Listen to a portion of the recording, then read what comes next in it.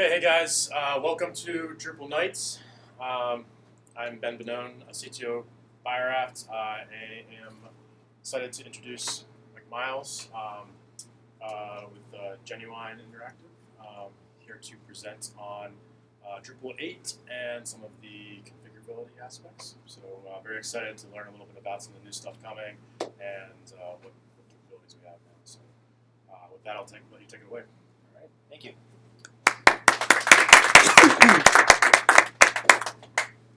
Great introduction. Thank you for having me today. I didn't expect this big of a crowd here, so that's awesome. I'm talking to the people watching on the internet, not the people in the room. No, thank you for coming. I really appreciate it. So let's get to the most important slide first, a bit about myself. My name is Michael Miles, as you've heard multiple times now, and I work here in Boston, and I live just outside of Boston. And I work for a company called Genuine. It used to be Genuine Interactive. We've dropped the interactive. If you want to know why, go to our blog, because we tell you why.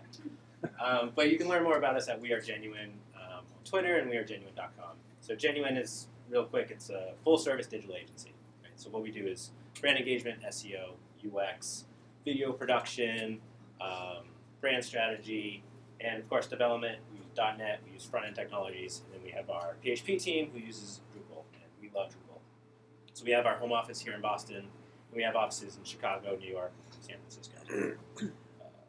I've been working with Drupal since 2008, so not as experienced as some people in the room here, but I've done a little bit of everything from just basic content entry to architecting global platforms on Drupal. And I also now help lead the Drupal Boston meetup, which is a lot of fun. If you're in the Boston area, you should check it out the first Tuesday of the month. I'm an Acquia Grand Master, which means I passed some exams, and in 2014 I was named Acquia MVP for the work I've done with my team. So that was really cool to get that award. But if you want to know more about me, Mike Miles86 on Twitter, Mike Miles86 on Drupal.org, Mike Miles86 anywhere on the internet is probably me, except for my website, which is mike-miles.com. I should change that. But yeah. So flexibility. What do I mean by flexibility with Drupal?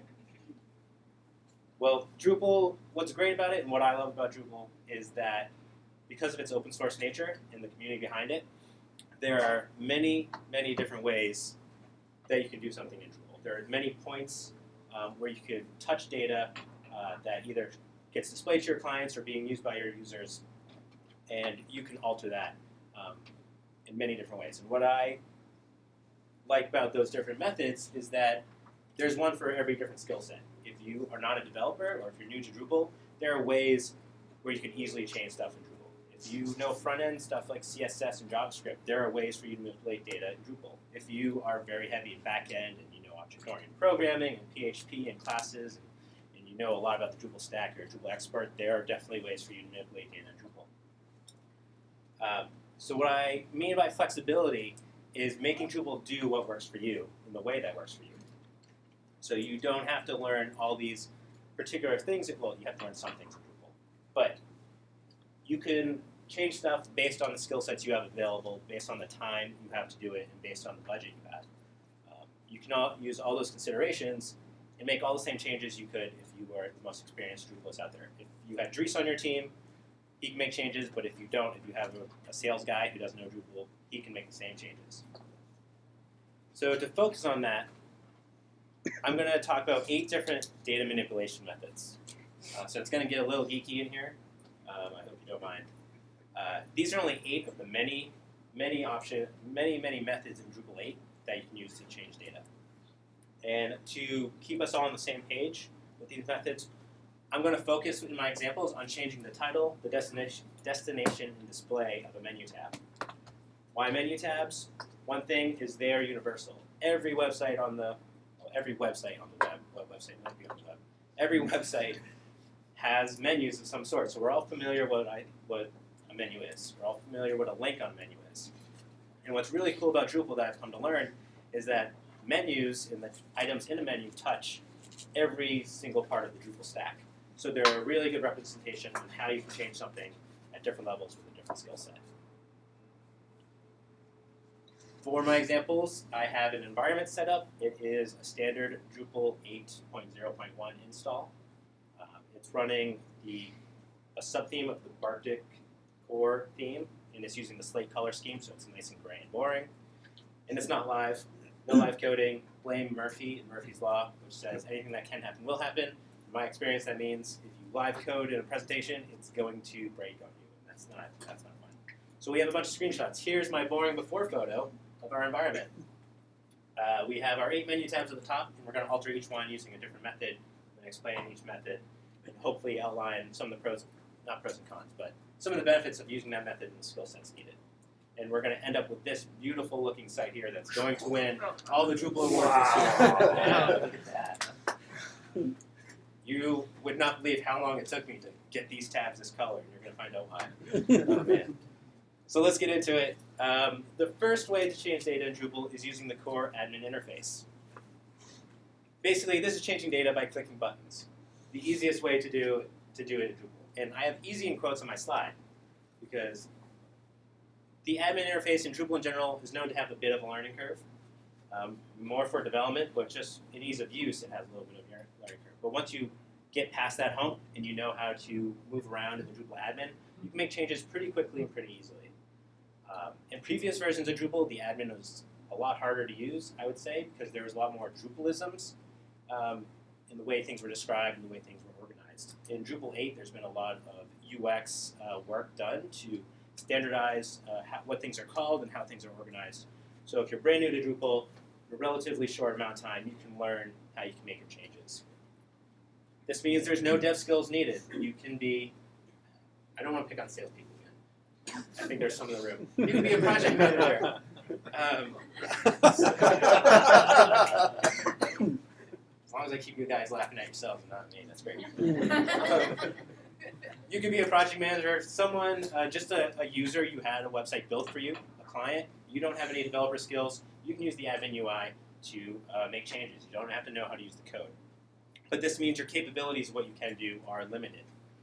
Think of anything you have that has a graphical interface, from your cell phone to your smart TV. You can change things, make settings the way you want it to, but you can't do the same thing a developer can do. But on the other side of that, you can do them quickly and easily.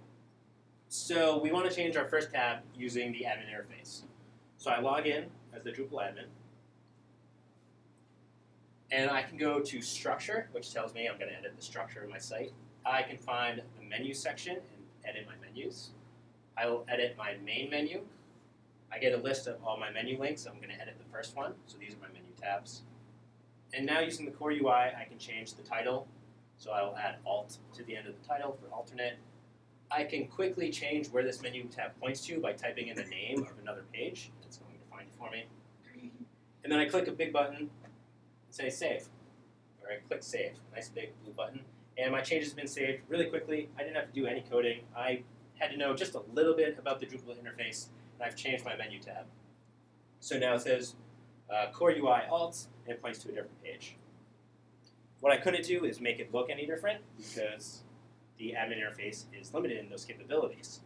But that's what's great about Drupal modules. So modules are changing data by extending the Drupal core. If you're unfamiliar with the term of a module, it is,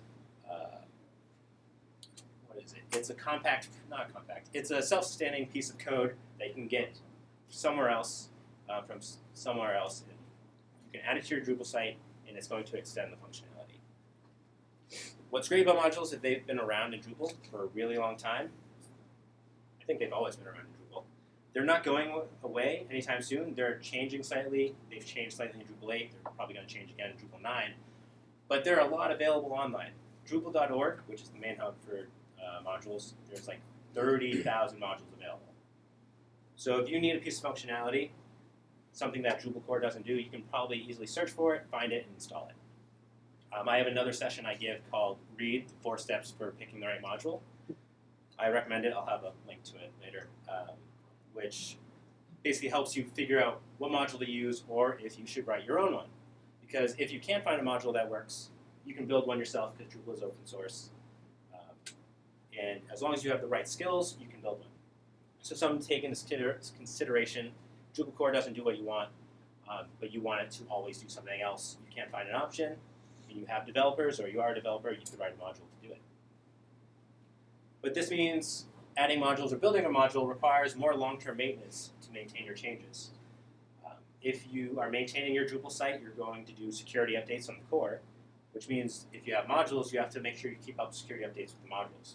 Modules are written by people make mistakes, security issues come out all the time, you need to keep those up to date. And if you write your own module, you have to test it yourself. So we want to change our second menu link using a module, and I go to Drupal.org, and I find the menu link attributes module, which is going to give me a little more flexibility with what I can do. It has a beta release. That may be unstable code for Drupal 8, but it's my only option. I'm going to go for it. I'm going to use my command line interface to download it for Drupal.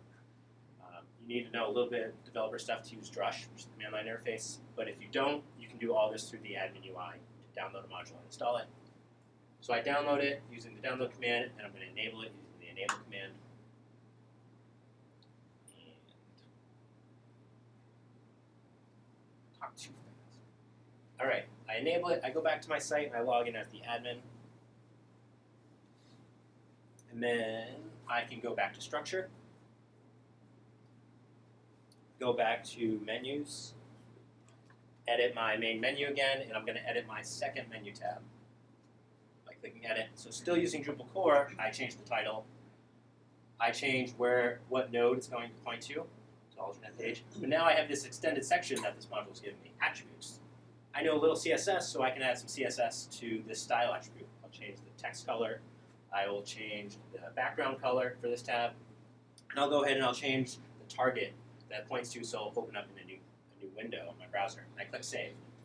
So for my use case, I needed to know a little bit development to change the colors, but it was really easy. I didn't have to know how to inject that into the form. So now my second menu tab here, I've changed the title, the destination, the color of the text in the background, and it looks different. Relatively simple for me to do. I didn't have to know too much coding, and I used something that someone else built for me. You can also manipulate data using templates or theming. So this is changing data by controlling the rendered HTML. Drupal uses a templating engine, and Drupal 8 is Twig. And this is what's responsible for sending all the markup out to the screen. What's great is almost everything is templated in Drupal. So what this means is that if it's something the user sees, there's a way for you to change the HTML that's presented to them. Or if you know how to do it, the Twig code. So Twig is a markup language, which gets compiled into PHP, which turns into HTML and gets rendered. To make custom templates, you're going to need a custom theme. But more likely than not, if you don't want your website to look like a Drupal site or look like Drupal, you're going to have a custom theme anyways.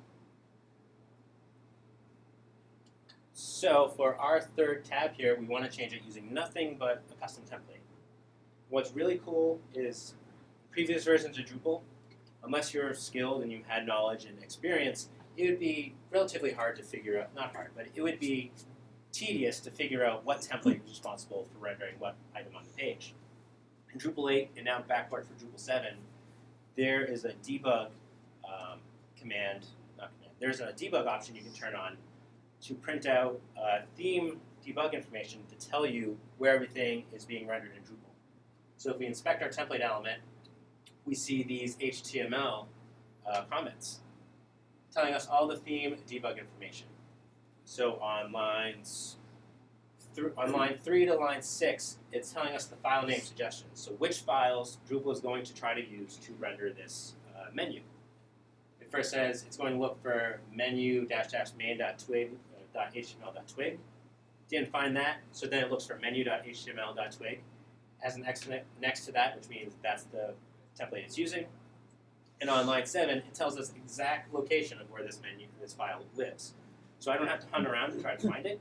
I just turn on that debug option, I view my source code, or I inspect the element, and I know exactly where to grab that template file to override it.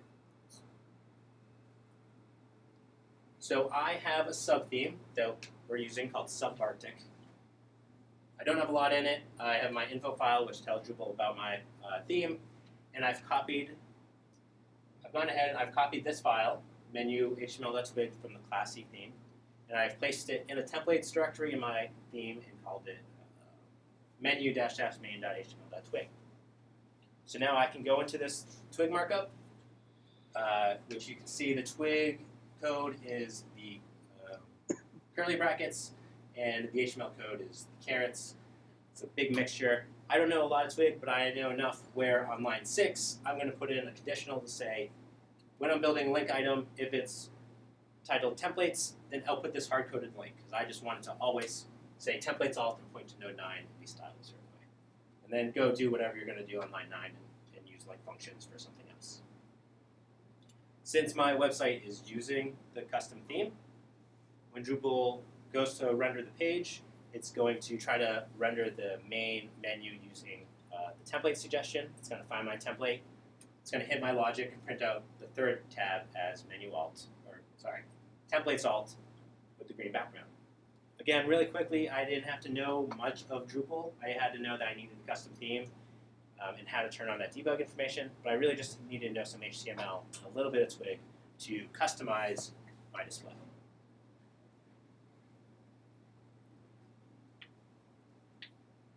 What's great about altering data using on a template level is templates are cached. Well, a lot of stuff in Drupal is cached, but templates are cached, which means the first person to hit it, the server is going to do all the logic, render the HTML and store that. The next couple of people who come there, they're just going to get that stored HTML. So it's not that taxing on your system, which is really cool.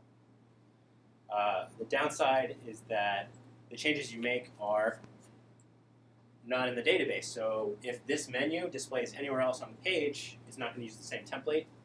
Or if this menu tab is anywhere else on the page, it's not going to use the same template, and it's going to be rendered differently. So we can still see that title is templates. That's the only place I have it. So another way to alter data is to use custom CSS, and this is changing data by controlling the display.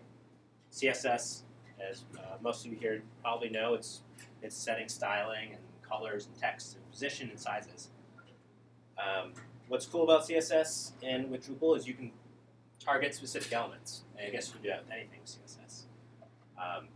Depending on what you want to do, you can focus real specifically on one item on the page, on a certain page, or a broad range of items on one page to manipulate them the same. The drawback is custom CSS is dependent on the structure of your HTML. Because if you build out your selector chain in a certain way, and then your markup changes, maybe you change your template, you use a different override, your CSS isn't going to be applied correctly. In Drupal 8, CSS is included using a library. So a library is a collection of files. What's cool is you can control in Drupal 8 how a library gets included, either globally or in more specific use cases. And you can include libraries by using either a custom theme or a custom module. So maybe you already have your theme again, and you want to add some new CSS to it to change the markup, or you have a module and you want to add CSS that way. So we have our menu tab, custom CSS, that we want to alter using CSS. I guess that's a little small. In my subtheme called subbartik, I need to have a libraries.yaml file. So to tell Drupal about a library, that's the file you have to have. It's a YAML file, which means it has a certain, it uses YAML markup, which is very structured language. And all you need to provide is the library name, which I call it menu alter on line 1. Then what files to include. There's a version number there. That's not that important, but I tell it I have CSS files on line 3, and then I list out where those files are located. So relative to the root of my theme, as in the CSS directory, I have a menu alter.css. And what's cool also is these curly brackets here at the end of the CSS file, I can add additional parameters on when this file should be included. So I can say, with nothing there, it's always going to be included when this library is being used. But I can say, use it only for print, use it only for screen, use it only for Internet Explorer to tell people Internet Explorer is going to die. So you can control how the files are included. I need more of those Drupal jokes. Here's an example of my CSS file using selectors. I know some CSS, so I can write some complicated selectors. So I am targeting the menu main class, inside that, the menu class, inside that, any list item, inside that, in any link item that has the data Drupal link system path attribute that points to node/4. And if that all works, if something matches that on the page, I'm going to change the background color to blue. Real complicated way to change the background color to blue. I actually had to learn how to do this. I was like, oh, that's cool. Libraries can be included many ways, globally or specifically. Now for custom themes and sub-themes, or just themes in general, to include libraries globally, in your info.yaml file, you add a libraries attribute. So I did that on line 7, and you include which libraries to add. It doesn't have to be the library in your theme. It could be any library. But here I'm including my subarctic menu alter library, where I define that CSS. So since this website is using my custom theme, when Drupal loads a page that uses the theme, it sees it needs to include the library, which then it looks at my library definition, sees the CSS file to include, adds it to the page, and my custom CSS tab now has a blue background. It's not that readable right now, so let's see what we can do to fix that. Libraries.yaml, since it's a plural name for a file, it can have multiple libraries in it. So we're going to add another one called menu alter main with a different CSS file.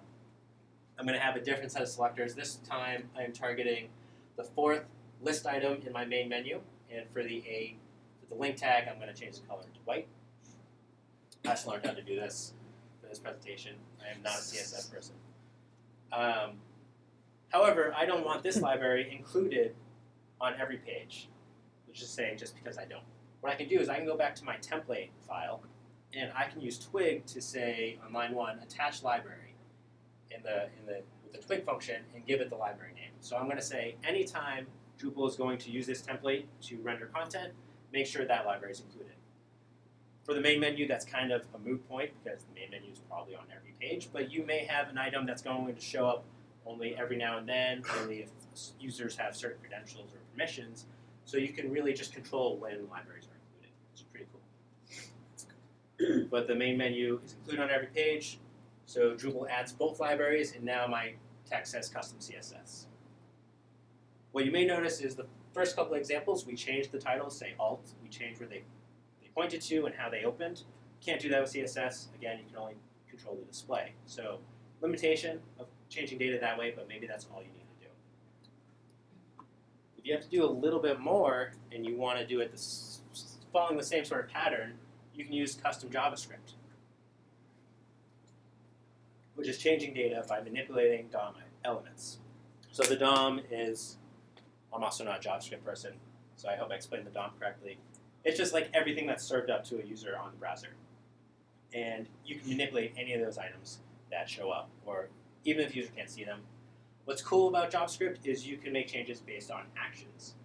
So if a user clicks on a button, your JavaScript triggers makes a change. If an AJAX event happens and content loads on the page, you can make it happen and execute. If you want to check first to see something else exists on the page, then make your changes, you can do that. You can't really do that, well, I guess you can do that with CSS, but you can't really do that with the template. You can't really do that, maybe you can do it with the module, but probably use JavaScript. Again, JavaScript, just like CSS, are included with a library, and you can control the inclusion. So what's really cool with Drupal 8, in previous versions of Drupal, every page would load all the JavaScript libraries that are enabled. So like jQuery, the Drupal Ajax JavaScript library, that would add a lot of weight to your pages and slow down the load time. Now, since JavaScript is being loaded with libraries, you can control specifically when it gets included, so you don't have all that extra load. The problem I see with JavaScript, though, to control data, is that it's dependent on the client's browser. Someone may have an old browser that doesn't support JavaScript. Maybe they're very security conscious and they have JavaScript turned off. Maybe they're using, someone here does. Maybe they're using an e-reader, which may not render the JavaScript correctly or execute it. So you're very dependent on, you're putting the control to the user to execute and make your changes. So you want to make sure you're using JavaScript to change not to change something that you don't want the user to see. The other part of this is that JavaScript doesn't execute until the rest of the page is loaded. So there's even if the JavaScript will work, there's a finite amount of time where a user will see the page without your JavaScript. It's probably so fast they won't notice it, but it could happen based on how long it takes to download and load the page and whatnot. So we want to change our menu tab using custom JavaScript. I have a custom module I've written. I'm not going to explain everything about how to write a module, but I have an info file to tell Drupal to use my module. I have a .module file just because, we'll get into that in a little bit. And then I have my libraries.yaml file just like I did for my theme. Same setup, I give it a theme name, and you're going to notice here that menu alter is the same name as the library I gave for my theme. I don't have to worry about name collisions though, because Drupal basically namespaces libraries, so it'll reference this menu alter with the prefix of my module's name. So it'll always be called DrupalFlex/menu alter, where my other library for my theme would be subarctic/menu alter. So I'm including multiple files in my library, a CSS file, a JavaScript file, and I can also list dependencies I have on lines 6 through 9 for other libraries. So like I said, I want to use jQuery, I want to use the Drupal JavaScript library, so I'm making those libraries dependencies. So now Drupal will know anytime I tell it to include my library, to include these other libraries as well, and they'll be part of the page. I'm also not great at JavaScript. I wrote some JavaScript to control behaviors, or to control functionality on my site. And I write a Drupal behavior. Drupal behavior is like, who's here familiar with jQuery a little bit? All right, good enough amount of people. There's the jQuery ready document.ready event, which basically fires after the DOM's loaded. That fires.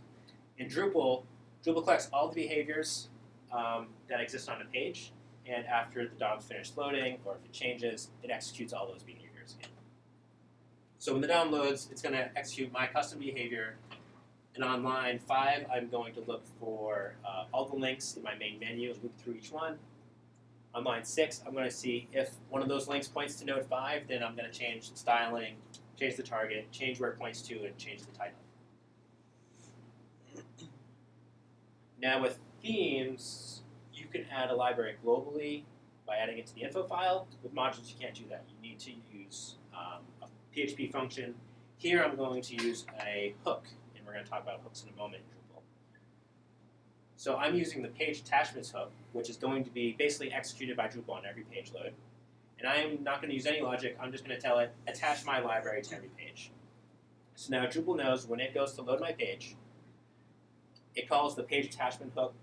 I tell Drupal to add my library. Drupal's going to look at my library definition, find the files to add, include my JavaScript, which adds the behavior, which executes when the DOM finishes loading, and then changes my JavaScript tab to say custom JavaScript alt, and it's yellow, and it points somewhere else.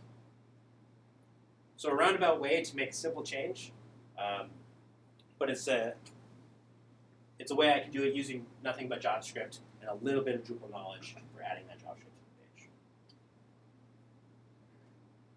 So I said hooks a moment ago, and hooks are changing data by interacting with core code. I'm going through this a lot faster than when I practiced it by myself. You guys are a lot scarier than a brick wall. So if you're not familiar with hooks, they're specially named functions in Drupal. They've been around in Drupal for a long time, which means there's a lot of them in core and provided by Drupal modules. So the way hooks basically work is some function is going on, and it says, hey Drupal, send this data to anything that's named with this pattern. Or like anything with this pattern for a function name, let it alter this data, and then I'll continue going on my way. And the Drupal will do that, and so it allows things to interact with each other and make multiple changes. Hooks, again, require a custom theme or a custom module. It's PHP code you have to write, so it has to live somewhere. And like I said, it requires PHP, so you need to know how to write PHP to use hooks. If you don't have that skill set, hooks are not the way for you to change data. Maybe you can bribe someone to do it or pay them in pizza. Pizza works. The one thing I'll say with hooks is they still exist in Drupal 8. More likely than not, they will not exist in Drupal 9. I have no involvement in that, but that's the way I see things going, because there's far less hooks in Drupal 8 than there were in previous versions of Drupal. It's because we're moving to object-oriented and some other methods. But they're still around for your Drupal 8 sites, and they're still a good way to interact with code. So in our example, we're going to change this menu tab using nothing but a Drupal hook. So if we go back to when we overrode the template and we turned on the debug information, one of the things that Drupal told us on line 2 is the theme hook that is being used to render the main menu. It's called menu__main. So I can use that information to write a hook, or to write an implementation of a hook to interact with this data on the server. And that's what I do here in my sub-theme. I write a hook in the .theme file. So before, in previous versions of Drupal, themes would use hooks in a template.php file. This is the same file. It's subarctic, for me, it's subarctic.theme. Same file, different name, contains instances of hooks, specially named PHP functions. So I call mine subarctic, I call the preprocess hook, and then I pass it my menu __main so that it targets that. What Drupal is going to do is it's going to be building the main menu. It's going to send that to the preprocess hooks. It's going to hit my hook, and I have all this custom logic in here where I loop through all the items in my main menu, starting on line 4, and I see if an item points to node 6, change its location on line 8, and I do some responsible changing of styling from lines 10 to 17 to set the background color and the text color, and I save that, and then Drupal will send it off to be rendered by the template level. So I can manipulate my menu item with this hook when Drupal's pulling it before it gets rendered. And that's what happens. So Drupal pulls my database, pulls my menu from the database. It then starts to build it and render it, sends it to some pre-processed functions. Mine's one of them. I get to alter it, and then it sends it off to be templated and rendered to the screen. We see the hooks tab with a red background. Now for modules in Drupal 8, modules define hooks in their .module file. Previous versions of Drupal, if you wrote a module, the .module file would have a whole lot of stuff in it, a lot of PHP functions. It would have instances of hooks, but it would have anything else you wanted in there. In Drupal 8, you can do that, but you're advised not to. What you should do, your .module file should only have instances of hooks. So you can get away with not having any hooks at all. I think you still have to have the .module file. But anyways, I write an instance of a preprocess hook again in my custom module, and I'm going to preprocess on menu. So not main menu, on menu. So this is going to run anytime Drupal tries to build a menu. So it's not as performant as my previous one because it's going to be executed a lot more times. So I'm doing a check on line 4 to see, are we trying to build the main menu? Then I'm doing the same sort of loop I was doing in the previous example from line 4 through 19. Looping through all the items, checking to see if the current menu tab that I'm building is titled hooks, and then I'm going to add alt to the end of it, change its target, and save it. So with my module enabled, Drupal builds the menu, preprocesses it, hits the hook in my theme, hits the hook in my module, changes the menu tab, which gets rendered differently, and with a very complicated method, we have changed this tab. It's going to get even more complicated. Just you wait. But everyone's following along, right? Serve. Yes, you're going to build a service. Oh man, have you seen this tab Holy before? moly, no. Services. This is changing data by replacing core functionality. This is one of the first things I really grasped about Drupal 8, and I got really excited for. So let me just say, previously in Drupal, in previous versions of Drupal, hooks were like the end-all be-all to interact correctly with Drupal to make changes. You could, previous versions of this talk, I used to give an example of how to hack Drupal core as a valid method for altering data. Yeah, booze. I got a lot of booze with that. It's still valid, it's just not a good way to do it. So before in Drupal 7 and earlier, if you wanted to change a core way Drupal was doing something, you would have to hack your Drupal core and break your upgrade paths and break your security support. Not so in Drupal 8. Services are PHP objects which control global functionality and specific pieces of functionality. So there is the translator service, which handles all translation functionality. There is the database service, which handles all database interaction. There is the mail service, which handles all functionality around sending emails and whatnot. There is the menu service, which handles building and rendering menus. See where I'm going? So you can control global tasks, but you have to know a bunch of object-oriented programming skills and PHP skills. You have to know a bit about Symfony, which is the framework Drupal is built on top of, to really interact and replace services. So this is a complex method to change stuff. And it requires a custom module. You need a module to tell Drupal to use a different service than the core one. What I like about it is, well, I'll show you the example. So we have our services tab here that we're going to alter using a service. This is really overkill for this example. JavaScript wasn't. Yeah, well, the JavaScript was. This is even more. JavaScript would be easy compared to. Yeah. Good. I mean, once you grasp services, it's easier, but it's still more complicated. So, in my custom module, my Drupal Flex, I have a source folder that I have to have, and I have to have a file that's called Drupal Flex service provider.php. So it's module name, service provider.php. And what I have to have in here is a PHP class with the name of my module followed by service provider. So line 6, I have class Drupal Flex service provider. I extend the core base class. I'm not going to get into extensions and object-oriented stuff. But I define a method called alter, which gets the argument of container. In this container, with a container, I can get all the definitions of the services Drupal uses, so all the global functionality.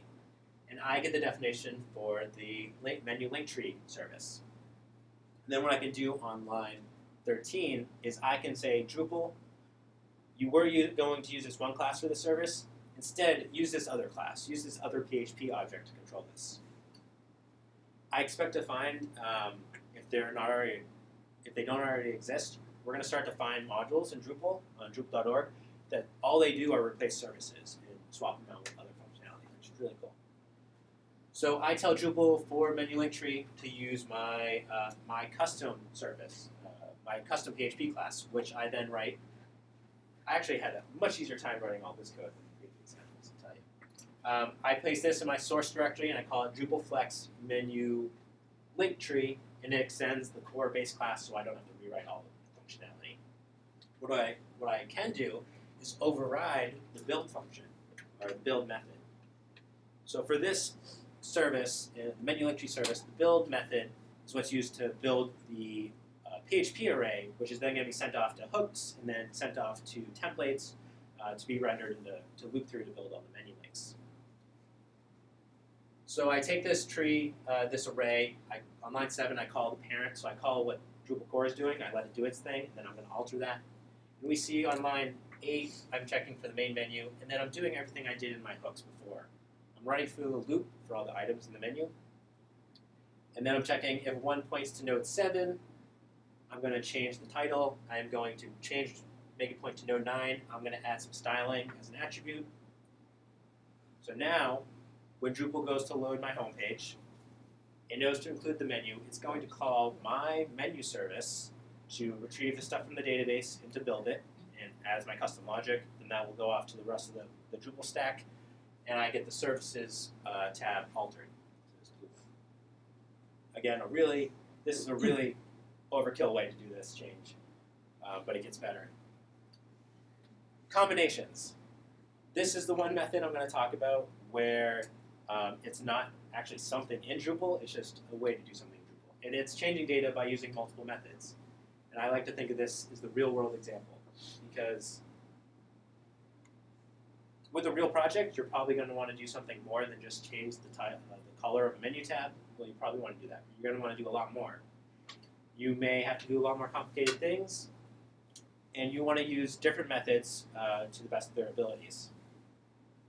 Using a combination of methods means you need a combination of skill sets. If you are a freelancer, a single developer, maybe just you and another person, that means you have to share all these skill sets and work together.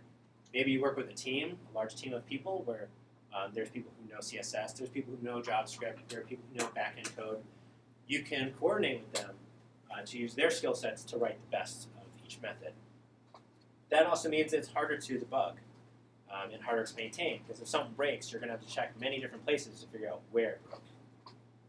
But using a combination of different methods gives you the most control over Drupal. I think combinations really shows the flexibility of Drupal, because you can pick which methods fit for your team and your set of skills and use them to make your changes. So let's use a combination of methods to change the very last menu link. This is going to be a lot of fun. We have a custom service I built in the last example to replace the menu tree. I have the build function, the build method. So in it, I'm going to add some more logic. On line 7, I'm going to say, if the menu item points to node 8, add alt to the end of the title. That's all I'm going to do with my custom service. Then in my theme, I have a preprocess hook. So I'm going to add a new attribute to every menu item in my main menu called isCombo. And I'm going to make it a Boolean value. I'm going to check to see if the title equals combinations alt. So if it does, that'll be true. If it doesn't, it'll be false. Then I'm going to go to my template override using my custom HTML. And on line 9, I'm going to check when printing out the link. If the title has attribute isCombo set to true, I'll print out the title. I'll use a twig filter to reverse it, so it prints out backwards. I'm going to add to my library that's included on every page from my custom theme a rule to check for a link within the main menu that has class combo to set all this crazy CSS stuff, which I copy-pasted from the web because I didn't know how to do it. In my custom module, I have some JavaScript that will be included on every page, and I will add logic to that on line 9 to say, if this link points to node 8, add class combo to it. I'm going to try to explain everything in order. Ready? Okay, so Drupal wants to build my page. It wants to get all the items from the menu. It calls my menu service, which then calls the build function, my custom build function, which alters the title. That then gets sent to a preprocess hook in my theme, which adds an attribute to every menu item to check if the title is combinations alt and sets it to true or false, which then gets sent to my template to be rendered, which then determines if it should flip the text backwards or not. Then Drupal is going to include, using the template, then Drupal is going to include my 2 libraries onto the page from my module, from my theme. The library included from my module, when the page is loaded, is going to execute JavaScript, which is going to add a class to the menu tab, and then the library from my theme is going to add CSS, which adds this beautiful, readable rainbow background for this tab. Really overkill way to do this, but you can do it. It's flexible. Yeah, it's really cool. Thank you. That's how I'm going to change all my menu tabs from now on. Like, why would you not want it to look like that? The reverse text. The reverse text. That's the rainbow. In the rainbow, the That's reverse a text. rainbow. Yes. The one thing I couldn't figure out how to do with the rainbow is make it go horizontal. Vertical. It's like, whatever. So Drupal is flexible, right? I think I've clearly showed that there are many ways I've changed a menu tab, which is the stupidest thing to change. But I did it early on when I didn't know any development by going to the admin interface. I did it by using CSS and JavaScript, knowing some front-end technologies. I did it going overkill and replacing a whole core part of Drupal with what I want. And let me ask the group, which one of those methods was the right way to change the menu tab? All of them. Right? The answer is right. There is no right way. There's the right for me way. Depending, again, on your skills, on your time, on the team you have, on what you want to do and how you want it to change, any method is the correct method to use. It's not that this method is wrong, it's that this method is wrong for me and this one is right. I actually finished pretty much on time. So I have some slides and notes for further reading. A couple bit.ly links. I like bit.ly. Bit.ly BioFlex is this presentation. It's an annotated version of this presentation. It doesn't have as many jokes and quips, but it has all the relevant information you need. If you don't like interactive things, I don't know why you wouldn't, but I have BioFlex slides, which are these slides hosted on SlideShare, and they'll be available on the BioRAFT site as well. Yes. And then earlier on, I talked about another presentation I gave about how to select the right modules and rules to follow. So I have the bit.ly link for Drupal Read, which is a blog post I wrote about that. It also has a link to one of the presentations, I think, in New York I gave. Before we get to questions and comments, I want to tell that at the end of January is the Global Sprint Weekend for Drupal. This is an event that's happening around the world, hence global, where people are getting together and working on Drupal for the weekend of January 30th and 31st. You don't have to be a developer to participate. You can be anyone interested in Drupal, interested in helping from documentation to organizing people to work very nicely together, or you can be a developer and sit down and sling some code or do some tests. For New England, it's going to be hosted at the Genuine office, so we're hoping to get a lot of people because our goal is to help port modules to Drupal 8. Right now, there are a bunch of core modules, like I think the top 100 modules used by Drupal are already on their way to be ported to Drupal 8, but there are a lot more modules that people use that haven't been brought over to Drupal 8 yet. So it's up to all of us to work together to get them in place so more people use Drupal 8 and get to use all these great methods. So if you want to RSVP, it's d8sprint.drupalgardens.com. There'll be probably free pizza and free beer. And I'll be there, so if you want more of this. Why wouldn't you? Then you should come help. It'll be a lot of fun. I want to say thank you to BioRAFT for letting me speak tonight. Thanks everyone here for coming. For the people watching at home. I wanted to do this all night. People watching later on, if you have questions or feedback, tweet me, MikeMiles86.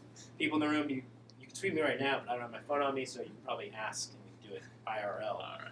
So, yeah, that's all I got right now. Rest of your class.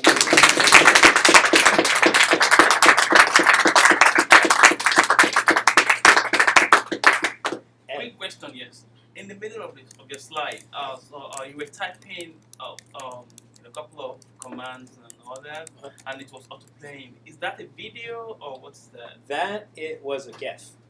Gotcha. Yeah. So, you embedded a GIF, image into the slide, right? Yeah. So if you're interested, this isn't PowerPoint. This is Reveal. I understand GIF. Yeah. I understand. So this is Reveal.js. It's an HTML-based presentation framework, so I just added a GIF. Thanks. I use Licecap, which is the logo and the name sounds like it would be spyware, but it's a really great way to just take a GIF of your screen. I was surprised. I was thinking you were typing with your arms like. Yeah, live code. Magic is this? Right. I love that. Anyway. Ed, did you have a question? So I thought this was a great presentation, but it leads into my major issue of maintainability. So there are 8 different ways to do it, and you as a development shop, you hand the site off. The maintainability for the person who inherits it is just, I feel like we get excited about this, creating it, and then what we hand off is the maintainability is just so difficult. Yes, I think, I could answer it. Let's see. I think that ties into picking the right for me way to do things, taking into account, are you going to be the one responsible for maintaining these changes for this functionality, or do you have to do training, hand it off to a client who may not be as knowledgeable in Drupal and coding, so then maybe it's worth the extra time and effort to write a module that provides the admin interface to make them easy to interact with these changes. So I think that's a very good point, is to be mindful about who is going to have to maintain the site when you have to make changes. So Mike, I think it should be irrelevant about who, it just should be documentation or whatever it is. Oh, it should be a standard documentation of how the site is built. I totally agree with that. I think that is an important aspect of any project. Proper documentation is not as helpful, but I like really documented code. That was really clear in your code. Yeah, Great. which, well, thank you, because I stripped out a lot of comments so it would fit on the slide. But that's one of the things where if you're going to hand something off to somebody, or if you just think of yourself 6 months down the road, you're going to be someone else different. If you don't comment your code, you're not going to know what it does. If you don't document how you build things, you're not going to know how it works, and you're going to waste a lot of time and a lot of money to make changes. So yeah, documentation is key. Figuring out who is the core person to be interacting with this and maintaining it is key to pick out which method to use to get Drupal to work the way you want it to.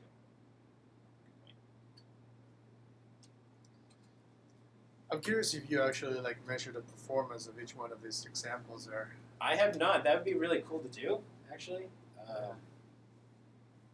Yeah, that'd be cool. I didn't measure it.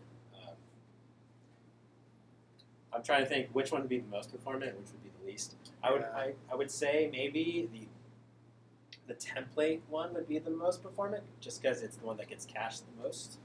But I would have thought that changing the name of the menu item in the code was actually, yeah, that's pretty probably good. the highest on the Yeah. Good Using the Drupal admin interface Nice. is probably the Might be the go-to method for go-to that. method, yeah. Just change it the title.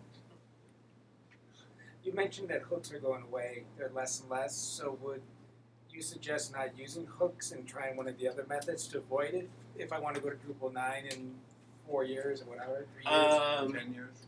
For Drupal 9 should come out, it shouldn't take as long as Drupal 8, just because I think there's a different road. But yeah, I would say for some things, it's worth reading up on the proposal for how hooks are working. The biggest debate right now is with pre-process hooks, which I kind of showed here. I think there's an argument whether they should go to some sort of object-oriented structure within Symfony or not. So yeah, it's worth figuring out. For the most case, it's relatively safe to use hooks because I think there will definitely be an upgrade path because everything uses hooks. But right now, you're going to find like in Drupal 7 and before, there was the Drupal add JS. Well, that's not a hook, that's a function. But there's like Drupal add JS. I'm going to use that as an example. That's gone away. That's why you have to use libraries now. So yeah, it's keeping in mind with that and just reading up on the documentation. That's what I'd say. I think there was another question. It was the same as his question, actually. Both very close. So yeah, same answer. Two people. Killing it. Two birds, one stone. Anyone else? Yeah, Leslie. One thing on the Drupal 8 sprint next weekend, they will be, if you have not sprinted before, you're still welcome to join us. There's going to be an introduction to contributing to Drupal that Owen Sourcing will be doing during the first half of the sprint.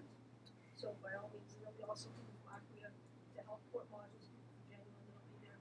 So I don't think you're going to come and sit at a table all by yourself and have to contribute code. There'll be plenty of people to help anybody that shows up. We have a lot of first timers coming. So whether you're experienced or new, you're welcome to join us. Yeah, we like to be really collaborative. So like Leslie was saying, there's always a group, and it's usually own sourcing because they're great at doing it, that if it's your first time, you don't even know how to set up Drupal 8, they'll work with you to help you out. Send you off to the rest of the team, and you can raise your hand and be like, I want to help. And we're like, yeah, come on. We'll work with you and pair program and whatnot. It's fun. I like it. Is there any existing guidance on what the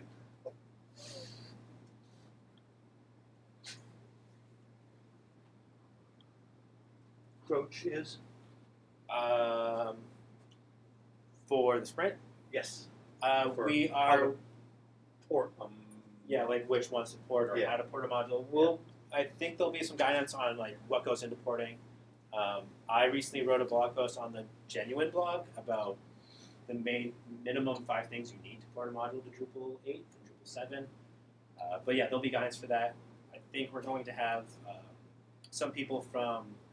we're going to have information from people from the Acquia Drupal 8 Lightning Initiative who have been working closely with community members for modules to upgrade. So we're going to have some suggestions of what ones to work on so people can collaborate and work together. So yeah, there's going to be guidance and help on how to do it. So I'm in advance. advance. Yeah. We're working on blog posts and stuff. That's the most I can probably say. Okay. We don't have any like workshops or anything planned that I know of. Do any people actually show up wanting to sprint? Do any people show up wanting to sprint? Oh yeah. So Genuine's hosted the Global Sprint Day in New England the last 2 years, and we've had a lot of people. Ed's ready to put his running shorts on. Take a lap. There are a lot of people who show up, just like at the Drupal meetups, who were there like, oh, pizza and beer. Yeah, I'll listen to Drupal. It's harder to get away with that in a 2-day sprint, but that's a great endorsement for coming to the Drupal meetups. Free pizza and beer.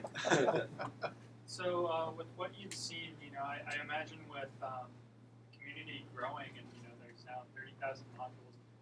Does it look like modules are being ported over faster to Drupal 8 than they were to Drupal 7 or than the 5s were to Drupal 6? Yeah, I think there is more energy behind doing it, especially the ones that are more commonly used. So one great thing with Drupal 8 is a lot of the core modules that people use are moved into Drupal core, like views and whatnot, or the date module and stuff, or the bunch of modules removed into Drupal core. So we don't have to worry about spending time upgrading those because they're handled. So the community can focus more on the other modules that a lot of people use. I think it's also, we're going to see that we need less modules, and modules are going to be less complicated and more standardized. They're definitely more standardized with their code base, which means it's easier to figure out the paradigms for how to write a module and how to move code from Drupal 7 to Drupal 8. There's also tools like the Drupal Upgrader module, which actually will take your Drupal 7 module and attempt to upgrade it for you, and then tell you everything you have to do manually. So I think that helps a lot too. Adam, what's his last name? Adam something wrote it. I apologize, Adam, if you watch this. I forgot your last name. It's a really cool tool to use. So I think that will help because that'll jumpstart people know what to do. So yeah, I think with the community growing and the standardizations, it's going to make porting modules a lot faster and easier. Leslie? Yeah, so there's a site, contribkanban.com, that actually lists the different modules and where they are in the process. That's a great place to go over the particular modules. That's what was Can you repeat the URL? Sure, it's contrib, C-O-N-T-R-I-B, contribkanban, K-A-N-B-A-N, so contribkanban.com. Oh, Kanban, like the The Kanban, project management thing, Yeah. contribkanban.com, and it lists all the modules, so they keep that up to date. Yeah, what's cool about contribkanban.com is I believe it's powered by Drupal.org, and if you go to Drupal.org and go to your favorite module, there'll be a box that may show up on the page that says this module has not been upgraded to Drupal 8 yet. Click here to create an issue in the issue queue to tell the maintainer I want it for Drupal 8, and then it'll show up in the Kanban board, which is really cool, and that helps us know what modules need to be upgraded.